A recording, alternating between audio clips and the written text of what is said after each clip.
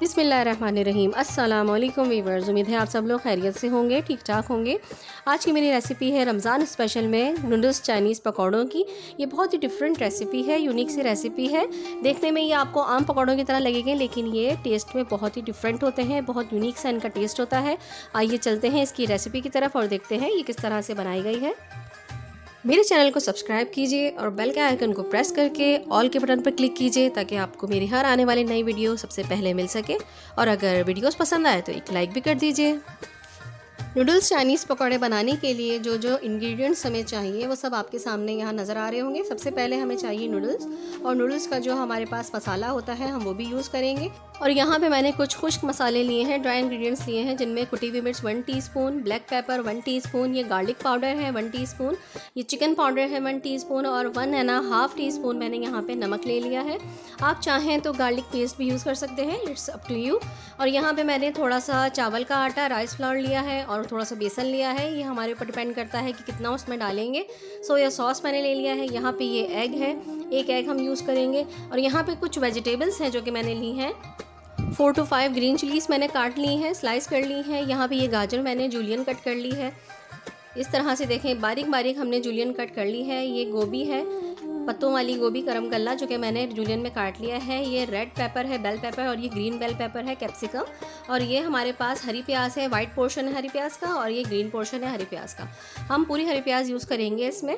मैंने इसमें नॉर्मल जो अनियन होती है वो मैंने काट के इसमें यूज़ नहीं की है, क्योंकि मैंने ग्रीन अनियन ही यूज़ कर ली है। अब सबसे पहले हम एक बर्तन में नूडल्स को डालेंगे। अब इसमें मैं डालूँगी 1 ग्लास वाटर।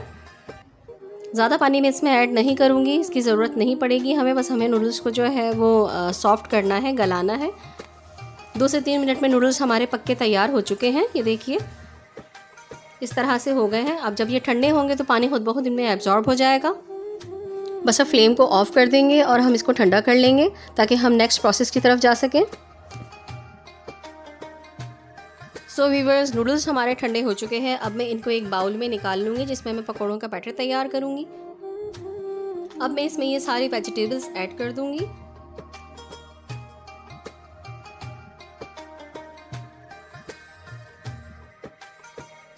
वेजिटेबल्स ऐड करने के बाद मैं इनको स्लाइटली सा मिक्सअप करूँगी।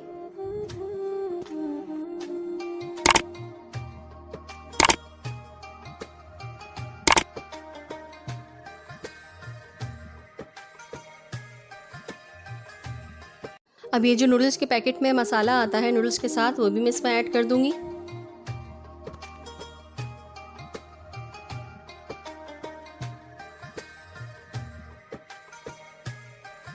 अब बारी आती है इन तमाम मसालों की, ये भी मैं इसमें ऐड कर दूंगी। अब ये जो मैंने एक एग लिया था, अब मैं इसको अच्छे तरीके से फेंट लूँगी। फेंटने के बाद ये भी हम इसमें शामिल कर देंगे।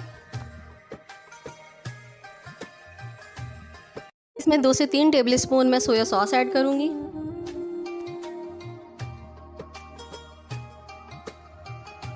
अब मैं इसको थोड़ा सा मिक्स कर लूँगी आपस में तमाम मसालों को, ताकि जब हम बेसन और चावल का आटा यूज़ करें तो हमें अंदाज़ा हो सके कि हमें कितना यूज़ करना है।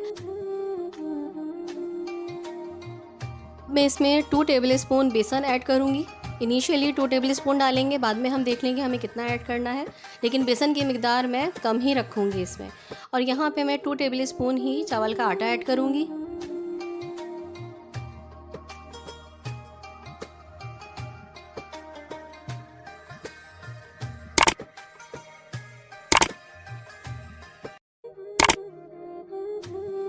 मिक्स करते हुए आपने एक बात का ध्यान रखना है कि आप आहिस्ता आहिस्ता बहुत एहतियात के साथ इसको मिक्स करेंगे। नूडल्स आपके टूटने नहीं चाहिए। आपने जिस तरह से नूडल्स डाले हैं, नूडल वैसे ही जो है वो साबुत रहने चाहिए।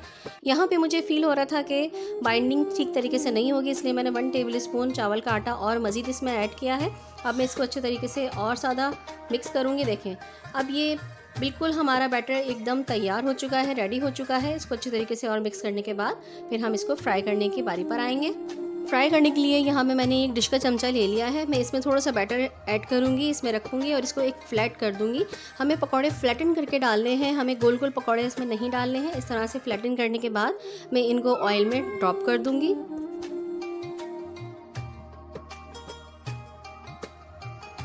ऑयल जो है मैंने पहले से ही प्री हीट कर लिया था। अब ये देखें, मैं इस तरह से इसमें ये पकौड़ा ड्रॉप कर दूंगी और इसको ड्रॉप करने के बाद भी थोड़ा सा फ्लैटन किया है मैंने।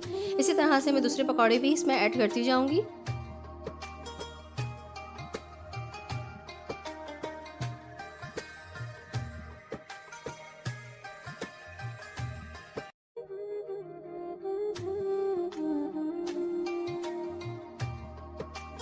पकौड़ों की एक साइड जब पक्के सेटल हो जाएगी तो हम इसको टर्न कर देंगे, फिर हम इसको गोल्डन ब्राउन करके फिर निकालेंगे।